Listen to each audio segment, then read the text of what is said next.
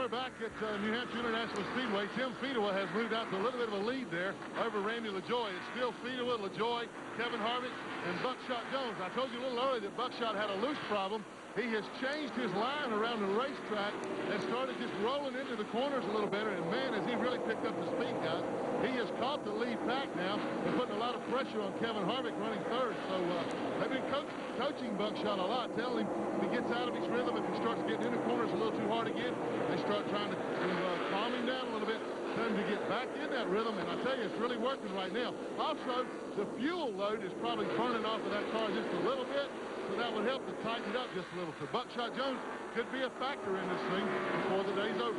Third straight race in a Chevrolet for Buckshot Jones' team as they made the switch a few weeks ago. It's the same car he drove last Friday night in Richmond, and he was up to second place, and he had those transmission problems and so on, and dropped way back to 26th. But that's a good car. They told me yesterday in the garage that transmission problem was his own fault. He just plain missed a shift.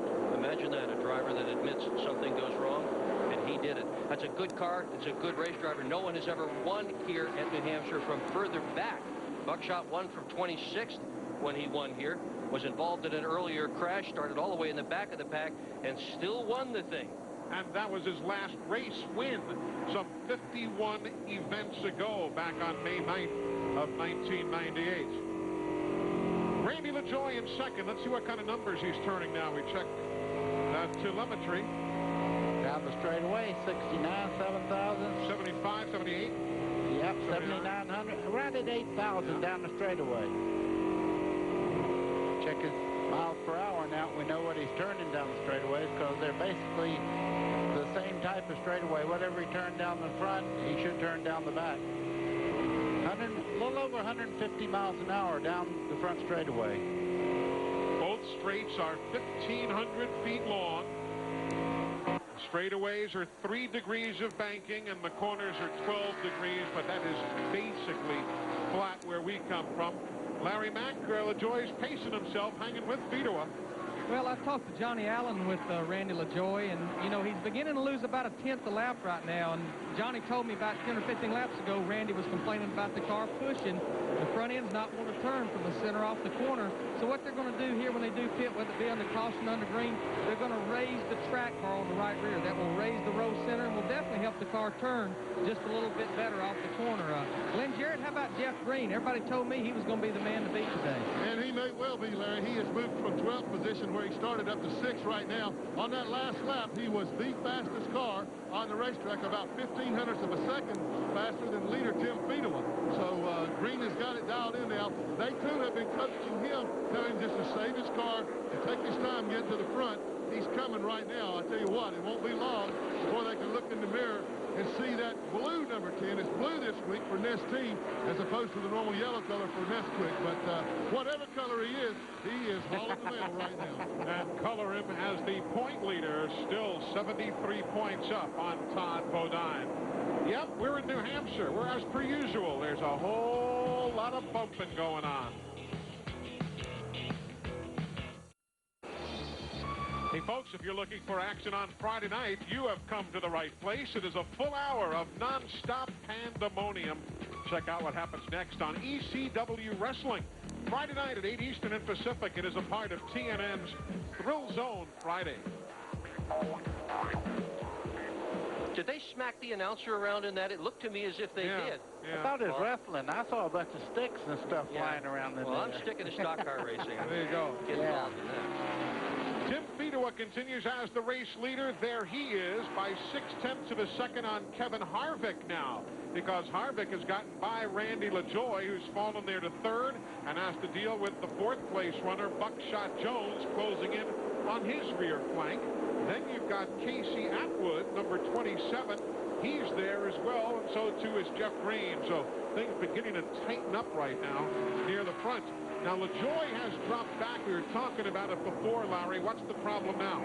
Well, as we kind of suspected, the car is getting tighter and tighter and tighter with lap 65 now. So now they're making decisions on what other adjustments. They don't feel like the track bar alone is going to do it.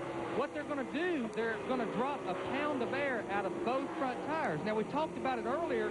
We use a lot of brakes here at Loudon. and a lot of brake heat, it increases the air pressure buildup. So what they're going to do, they're going to drop the front air pressure a little bit, because the more pressure those front tires build up, the more the spring rate grows, and that just makes the car push even worse. There you see the numbers on the last time by.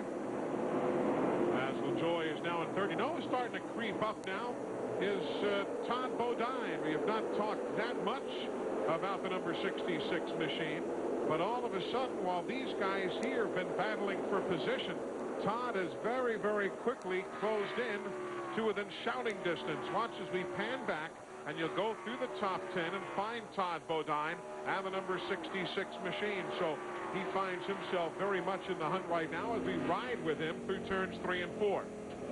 Todd's having a really good year this year. Top 10 in points. Or, I'm sorry.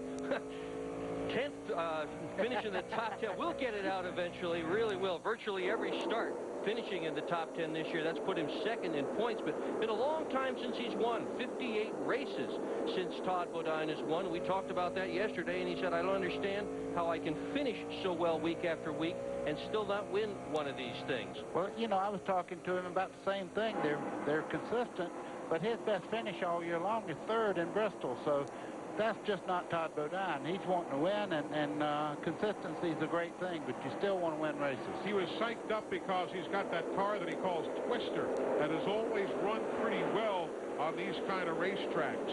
Had a 4th place finish at Memphis last year, did well at Indianapolis, where he finished second. He ran a strong top 10 at Phoenix last year with Twister on that flat track there. So he was kind of excited about the prospects today. Well, he's right on the back right now. Just looking at the 27 now, Casey Atwood. He's also a specialist on these short, flat tracks. Milwaukee, very dominant there in his win there. So he and Jeff Green right now are kind of making headways towards the front. He has finished 21st and 5th, Atwood has, in his 2 visits here, although we need to point out that even when he finished 21st, he was on the lead lap. That's a great car Jeff Green has. It's the same car he ran here last year to win the pole. Led 152 laps. Didn't win the race. Finished second in this very same car. He said this morning that they may try to do this whole race with 1 pit stop. It is possible. They physically can do it in terms of fuel. Question is whether it's smart to do it in terms of tire strategy.